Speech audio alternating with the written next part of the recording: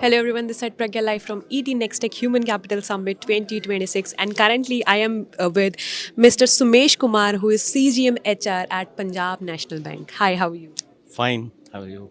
I am doing fine. So my first question to you is, which HR metric does your CEO actually care about, It is performance management system.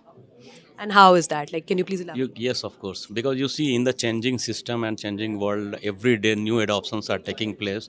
Employee has to be equipped with that. And for that, if employee has to make a lot of efforts. Apart from that, we are a business organization, so we have to excel in business also. All these important things are captured in performance management system, and we feel along with I align with my MD and CEO, and we feel that if employee is objectively measured and they are getting the proper they reward what they are doing, and if PMS is perfectly okay, then this will help us in the growth of the organization. Very well said. And moving forward to my next question, how do you see diversity and inclusion policies reshaping workplace today, and particularly your organization? Yes. You see, diversity and inclusion, we will segregate it in two parts. One is that when we are funding the society, a certain part of society which was historically alienated from the society, and we are giving them all the diverse support and this support Absolutely, yes. system. And another one part where now we have started talking about, we were not earlier talking, that is the women workforce in India. Okay.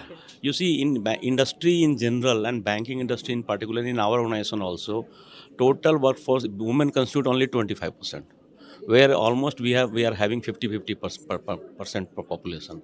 So if you see the developed world, I am finding a very big difference between the developed world and developing world like us, that their entire workforce is a productive workforce. Here we are finding that at least 25% women workforce is not productive. Of course, they are contributing a lot, but economic development and otherwise parameters, they are not productive. So we have to include them, and for we have come up with lot of inclusive policies, support system, lot of things we are doing. And I think the future, apart from, if you we will talk about exclusively for human workforce in our banking industry or in generally or otherwise, we so inclusion of women workforce in the system, their full integration is very important thing for the growth of our organization. Very well said. Thank you so much for your valuable insights. Stay tuned for more updates.